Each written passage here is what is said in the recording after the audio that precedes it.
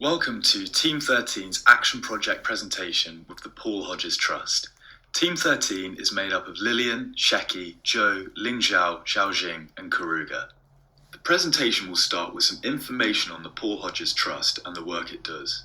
We'll then cover our specific objectives assigned by the Trust, bringing us to our proposal overview, where we highlight the specific projects we did to fulfill these objectives. We then look at some management theory which helped us to direct and support our proposal. Next, we'll cover our timeline and milestones during the course of the action project.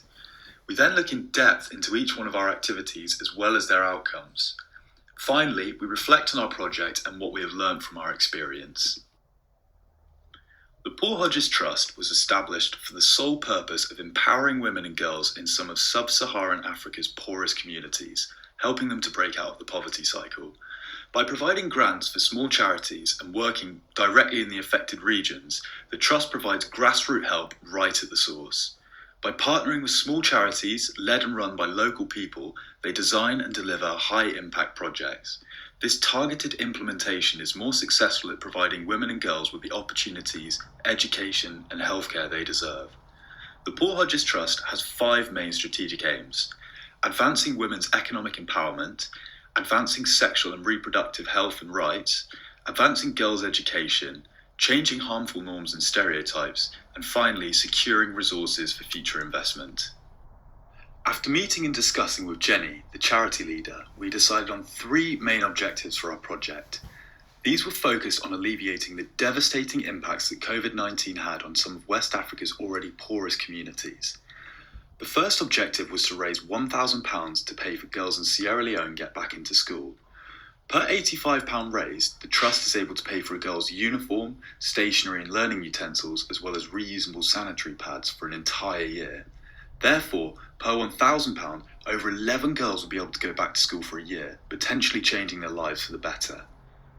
The second objective was helping to promote the online Etsy store. This was an avenue for tailored craftswomen in Uganda to sell their handmade goods, providing them with an income during COVID-19. The final objective was to increase general awareness of all the wonderful work that the charity does. These aims meant we had 2 focal points of our project: fundraising and promoting the Etsy store. Originally, we had planned to do entirely offline fundraising as we believed that in-person communication would be more effective. However, due to COVID-19 constraints, we had to shift our efforts to an entirely online proposal. For fundraising, we set up a crowdfunder as the focal point of our efforts. Crowdfunder was selected because it facilitates large amounts of information to be uploaded alongside the cause. This meant we had the space to write about the Trust and exactly how donations would help women and girls in affected regions, hopefully making our campaign more informative and effective. Moreover, it enabled gift aid and had the lowest percentage operating fee of any of the major platforms, meaning that more of the money raised would go direct to the cause. On our crowdfunder page, we wrote a compelling case for donating to the Paul Hodges Trust, showing all of the wonderful work it was doing to help girls get back into school after COVID-19, with pictures of individuals in West Africa who had benefited directly from the Trust. Using this platform meant that all of the money raised was centrally located, and it also acted as our main avenue for donations. To promote the crowdfunder, we ran separate activities and challenges to increase donations, such as hosting a virtual quiz night. The quiz would be designed by us, and we would charge a minimum fee per entrant. We also appealed directly to friends and family, encouraging them to donate by writing to them and explaining how they could help. To promote our crowdfunder, Etsy store and raise awareness, we designed the Big Team Challenge. Between our team, we challenged ourselves to collectively walk, run and cycle the distance of Sierra Leone, which was 419 kilometres. We would post live updates of our efforts to our social media accounts, encouraging people to support us and donate to the crowdfunder, or to purchase items from the Etsy store. Moreover, we wrote individual posts on our personal social media accounts aimed at our friends, using case studies to explain how the Paul Hodges Trust was helping women and girls in these West African communities. Under each blog, we attached links to our crowdfunder and to the Etsy store. Finally, we aimed to use our budget to run a series of targeted ads on Facebook and Instagram, one of which was designed to encourage donations to our crowdfunder. The second advertised the Etsy store and contained a unique discount code where we hope to encourage people to buy items through this exclusive deal. Our research was broken down into separate sections, focusing first on our targeting. Theory indicated that the most effective method was to adopt a narrow targeting bracket, as this would lead to a higher conversion rate for donations. However, this was carefully done as to avoid the problem of hyper-targeting. We therefore focus on the impact of COVID-19 on girls' education and women's income generation.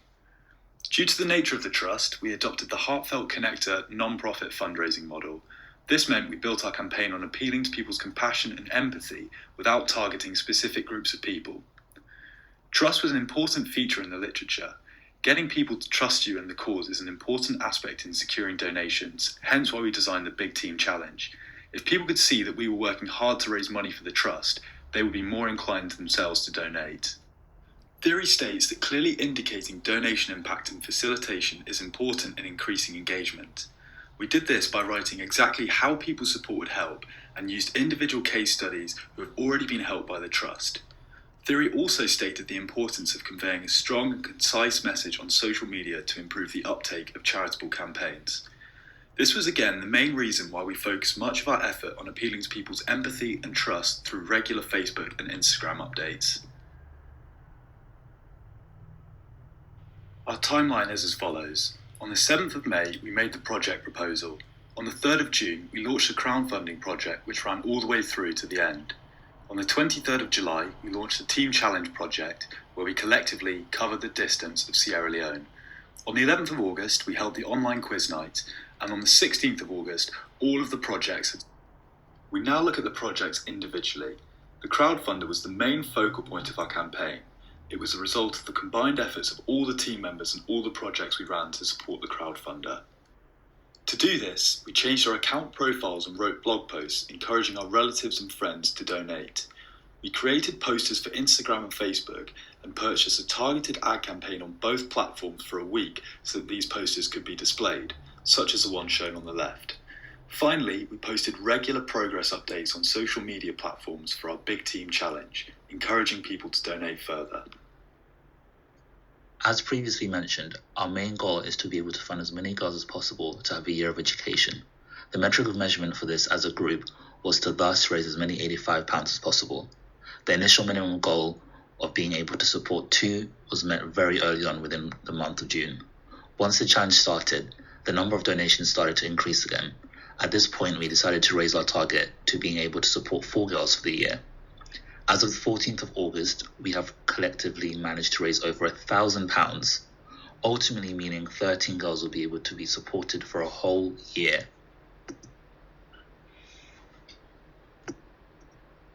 Another outcome of our fundraising initiative was a very heartwarming text we received from our client, showing appreciation for all the work we've done as a group. Thinking about how we were going to undertake this project, as a group we brainstormed different things we could do in order to make it personal with the people following us on our social media, in a way that they can feel we're doing something which deserves supporting alongside the fundraising, which is why we decided to take an active challenge where we would run, walk, or cycle the distance of Sierra Leone, as this directly relates to the country in which our fundraising will be helping the girls and women.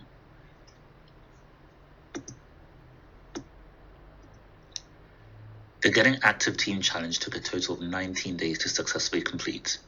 Despite the inevitable rain which comes along with British summers and occasional exhaustion on some days, we as a team were able to push on knowing we're doing this for a great cause. Below are some of the images which some of our team members took whilst in the middle of doing their walks, runs, and cycling.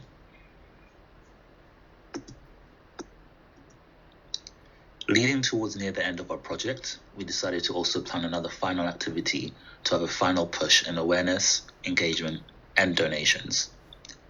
Although doing an online activity meant we had the opportunity to attract crowds from any part of the country and world, the creation of an online activity caused a mental block for our team in terms of how to design an interesting online activity that would make people join and engage with. We decided to take advantage of our various cultures and backgrounds to set questions, with these questions containing sections representing all of us, having a section on Europe, Africa, and China, so that our friends from different countries can have fun taking part in some difficult questions and gaining fresh knowledge. Most importantly, the last section of the quiz was questions relating to the Paul Hodges Trust. in order to remain on brand with raising awareness, such as what the trust does, how long they've been operating for, and where they operate in. We charge £3 for a ticket and encourage people to donate after their activity. First, second, and third place prizes were also an incentive to join in order to attract participants. So we had a 20-person turnout for the quiz, with positive levels of engagement throughout the quiz and positive feedback post the quiz. We managed to raise £126 on the quiz night, with all the money being donated directly to the charity. All prizes won were products that the Paul Hodges Trust sells, ultimately increasing further awareness of their ethical and sustainable products.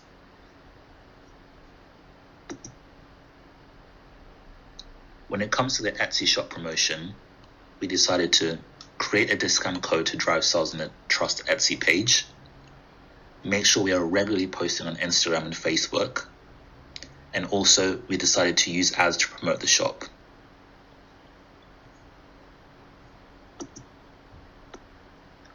We purchased 2 ad campaigns, each for Instagram and Facebook.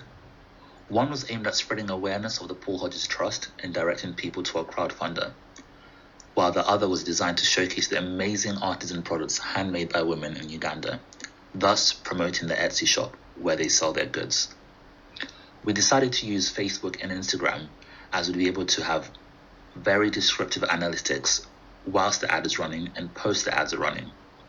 Secondly, our choice to use Facebook and Instagram was because it'd be easier to handle it, being that Instagram is owned by Facebook, thus all the work could be done on one platform.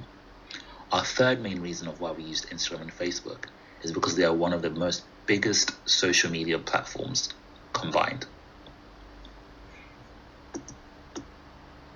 The outcome of our targeted ads is as follows.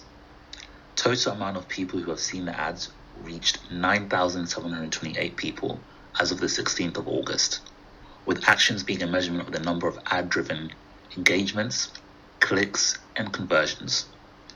Analytics following our social media campaign indicated that the most widely reached were people aged 18 to 24. Within all age groups, reach was higher for women.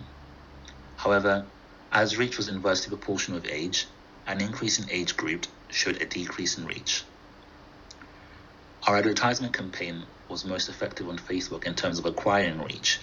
However, when it comes to conversion of reach to results, Instagram was more successful, with showing 23.5% conversion of reach to results, whilst Facebook had a 14% conversion of reach to results. We worked effectively and efficiently as a team to successfully host events and other fundraising initiatives. These activities allowed to not only raise money, but also increase awareness for the needs of the girls the Paul Hodges Trust aims to assist. With our specific choices of why we chose these events being due to current COVID-19 restrictions, alongside the importance of social media when it comes to sharing vital information and communication. Our efforts proved to be extremely effective, raising over £1,000 for the charity. Our targeted ads reached over 9,000 people and gained over 100 followers on our team Instagram page, with the only event which didn't go to plan being the quiz, which had a lower turnout than expected and due to connectivity problems. What the team learned from the project is that when making plans, prepare for the worst and consider all factors. During the team challenge, team members noticed that the plan was more difficult to finish than thought, due to the impact of rainy days and members' health conditions, which we had not taken into consideration in the planning stage. What we've learned as a team from doing the action project is how important it is to have adequate team and time management. Also, when making plans, to prepare for the worst case scenario, considering all factors. Because if you fail to prepare, you're ultimately preparing to fail. But most importantly, we've also learned that with adequate planning and preparation, major projects can come to life and individual contributions can make a world of a difference. Thank you for listening to our presentation, and we hope you enjoyed it.